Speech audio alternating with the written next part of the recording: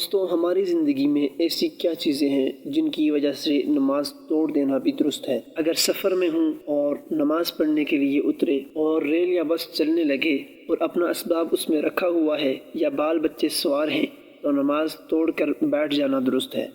سامنے سانپ آ گیا تو اس کے ڈر سے نماز کا توڑ دینا درست ہے۔ نماز میں کسی نے جوتی اٹھا لی اور ڈر ہے کہ اگر نماز نہ توڑیں گے تو لے کر کوئی بھاگ جائے گا، تو اس کے لیے نماز توڑ دینا درست ہے۔ اگر گھر میں کوئی نماز پڑھ رہا ہے اور ہانڈی ابلنے لگی جس کی قیمت 3-4 آنا ہے تو نماز توڑ کر اس کو درست کر دینا جائز ہے، غرض کہ جب ایسی چیز کے ضائع ہو جانے یا خراب ہو جانے کا ڈر ہو جس کی قیمت 3-4 آنے ہو تو اس کی حفاظت کے لیے نماز کا توڑ دینا درست ہے۔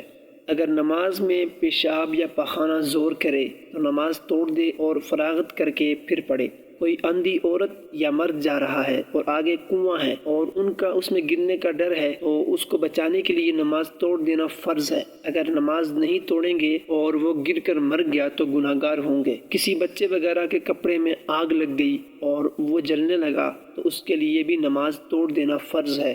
ماں باپ، دادی دادا، نانی نانا کسی مصیبت کی وجہ سے پکاریں تو فرض نماز کو توڑ دینا واجب ہے۔ جیسے کسی کے ماں باپ وغیرہ بیمار ہیں اور پاخانہ وغیرہ کسی ضرورت سے گیا اور آتے میں یا جاتے میں پیر پھسل گیا اور گر پڑا تو نماز توڑ کر اسے اٹھا لیں، لیکن اگر اور کوئی اٹھانے والا ہو تو بلا ضرورت نماز نہ توڑیں۔ اور اگر ابھی گرا نہیں لیکن گرنے کا ڈر ہے اور اس نے اس کو پکارا تب بھی نماز توڑ دے۔ اور اگر کسی ایسی ضرورت کے لیے نہیں پکارا، یوں ہی پکارا ہے تو فرض نماز کا توڑ دینا درست نہیں۔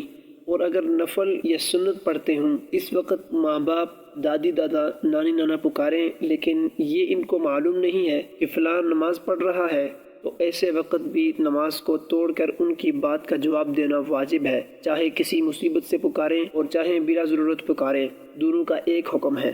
اگر نماز توڑ کر نہ بولیں گے تو گناہگار ہوں گے، اور اگر وہ جانتے ہوں کہ نماز پڑھ رہا ہے پھر بھی پکارے تو نماز نہ توڑے، لیکن اگر کسی ضرورت سے پکارے اور ان کو تکلیف ہونے کا ڈر ہو تو نماز توڑ دے۔